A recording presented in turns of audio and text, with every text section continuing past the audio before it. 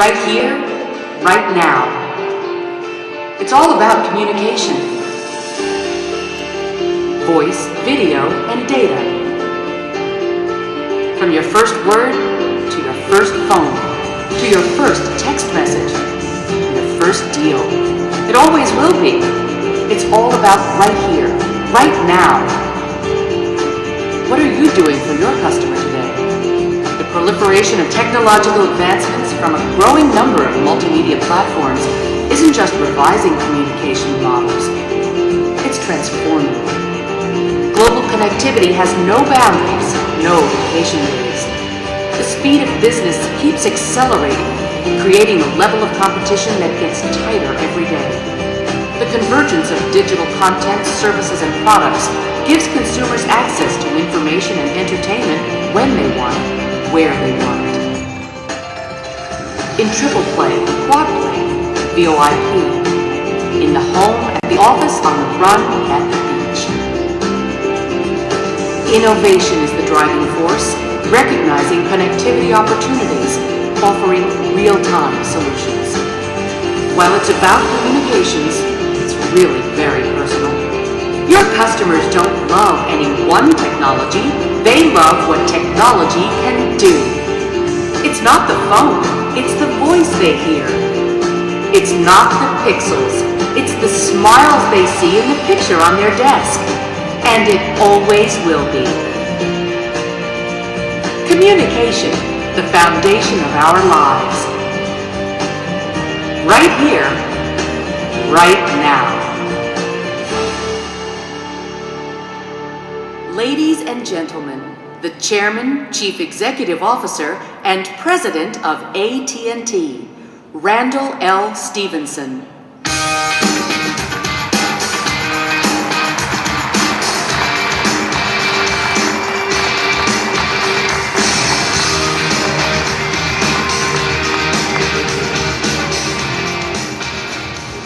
Good morning.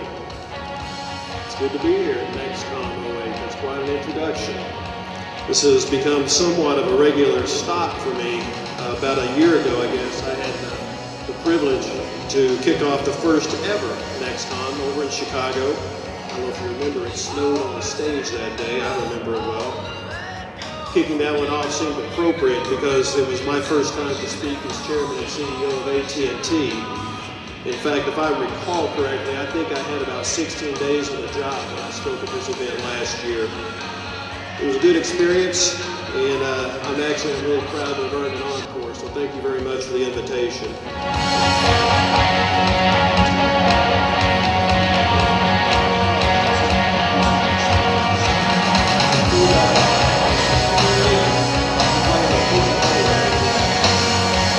Increasing about 1 billion of us online.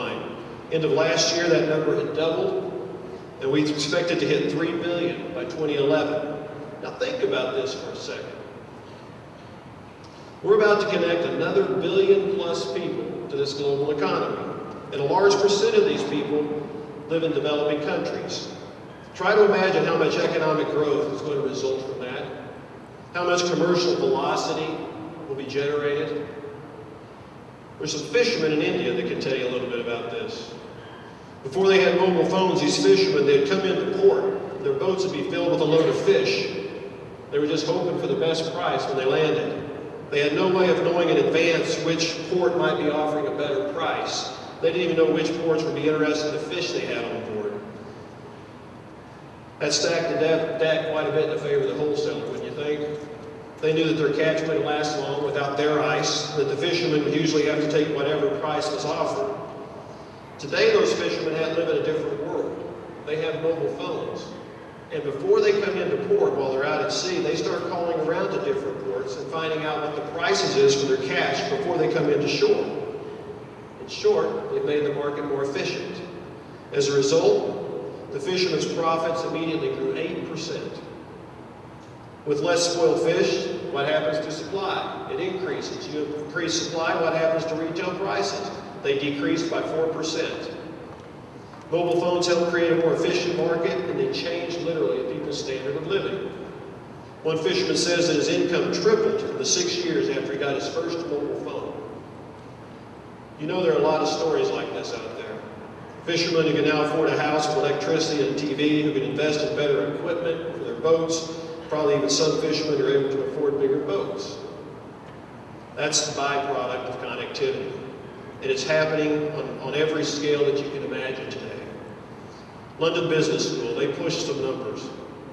And their numbers said that for every 10 percentage points of penetration of mobile phones you achieve, GDP growth increases by 0.6%.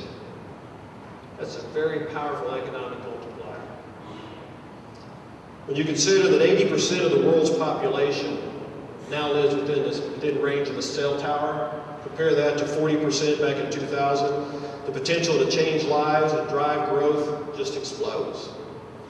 If the cell phone is emerging as a developing world's industrial revolution, just now try to imagine the velocity that can be generated by the mobile internet.